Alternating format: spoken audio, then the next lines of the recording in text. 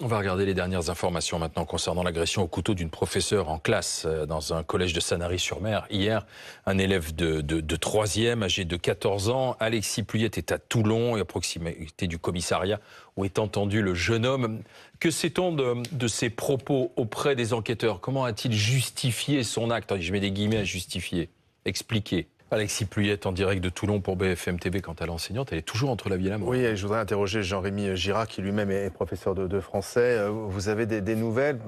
Elle n'est pas sortie d'affaire, hein? Non. De ce qu'on sait, elle n'est pas sortie d'affaire et visiblement, elle n'est pas sortie d'affaire pendant au moins 5 jours. Oui, le pronostic vital est engagé sur les 5 prochains jours. Visiblement, il est engagé. Elle a pris plusieurs coups de couteau. Oui, 4 coups de couteau, de ce que l'on sait, dont 3 à l'abdomen. Et nous, on espère qu'elle va s'en sortir. Il y a eu un raté, Abel Boilly, vous qui êtes éducateur, qui êtes souvent auprès des enfants en difficulté, des jeunes en difficulté.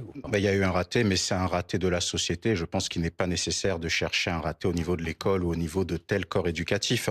Le déclin de la santé mentale des jeunes est en corrélation avec le déclin de la santé mentale des adultes. Nous vivons quand même dans une société où vous avez 200 000 tentatives de suicide, 9 000 suicides par an, 25% de la population qui est addicte aux antidépresseurs. Et quand vous évoluez dans un contexte familial compliqué, c'est pas évident. Et lorsque vous avez des enfants perturbés et perturbants, vous avez 2 types de caractères. Vous avez celui qui aime mettre le bordel gratuitement, et vous avez des personnes où cette perturbation est un appel à l'aide, en fait. Et c'est vrai que c'est extrêmement compliqué, mais en réalité, c'est pas aux professeurs de déceler cela. Quand on voit que dans le milieu scolaire, vous avez une statistique de 0,6 infirmières pour 1000 élèves.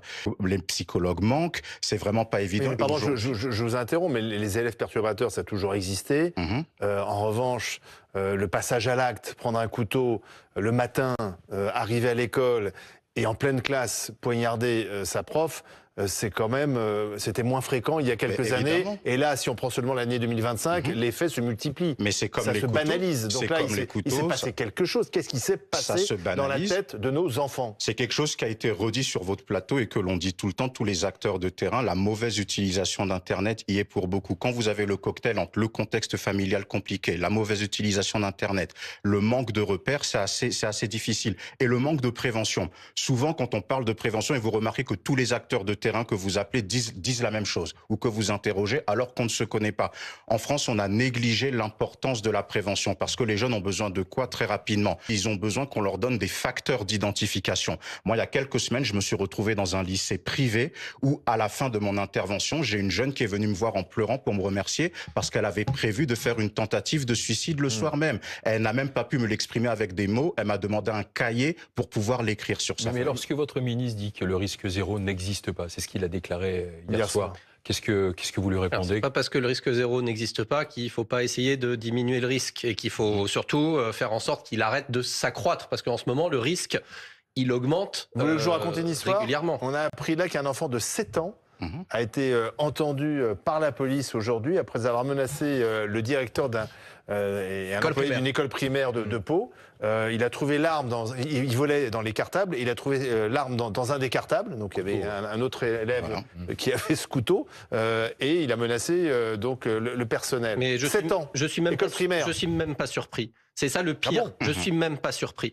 En revanche, dans certains établissements scolaires qui sont des établissements scolaires sensibles, oui, ça pourrait être pas le cas de ce collège. Du coup, pas le cas de celui-là, ce qui n'était pas le cas de l'établissement où Agnès Lassalle a été poignardée non plus, ce qui était en fait le cas de visiblement à peu près aucun des établissements où ça a eu lieu. Je pense qu'il y a un moment, faut arrêter avec les portiques de sécurité. Moi, j'en peux plus des portiques de détection de métaux. Monsieur, mais ça sert à rien d'opposer systématiquement en fait prévention et sécurité. Vous devez être en sécurité. Arrêtons d'opposer. Mais si vous opposez systématiquement en matière d'éducation nationale, on a des levées de boucliers d'un certain nombre de professeurs qui sont là systématiquement en train d'opposer les dispositifs de sécurité qui sont nécessaires pour votre propre protection compte tenu de l'évolution de la société. Ma collègue est dans le coma. Honnêtement, les portiques de détection de métaux, on va arrêter. Mais pourquoi? Parce que par exemple ici... On va arrêter. Mais pourquoi? Parce que par exemple ici, quand vous êtes rentré ici, dans le bâtiment... Je suis rentré seul. Nous, on fait rentrer parfois 2000 élèves en 15 minutes. Attendez, je termine. Il y a un portique. Ça va sonner tout le temps. Il y a un portique de sécurité. Il y a un portique de sécurité quand vous prenez l'avion. Il y a un portique de sécurité. Enfin, je veux dire, il y en a à peu près partout maintenant. L'éducation nationale, c'est pas un aéroport. On l'a testé, ils sont plus en activité.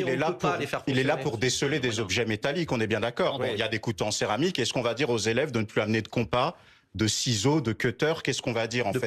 Vous imaginez un petit peu les clés effectivement de la maison, comment est-ce qu'on fait? Encore une fois, mon propos, c'est de dire que dans certains établissements, il est justifié d'avoir ce qu'on appelle de l'inspection filtrage. Ça ne veut pas dire uniquement des portiques de sécurité. Mais si le couteau est en céramique, il passera. Ça ne veut pas dire uniquement des dispositifs de portique, d'accord? Ça veut aussi dire des scanners.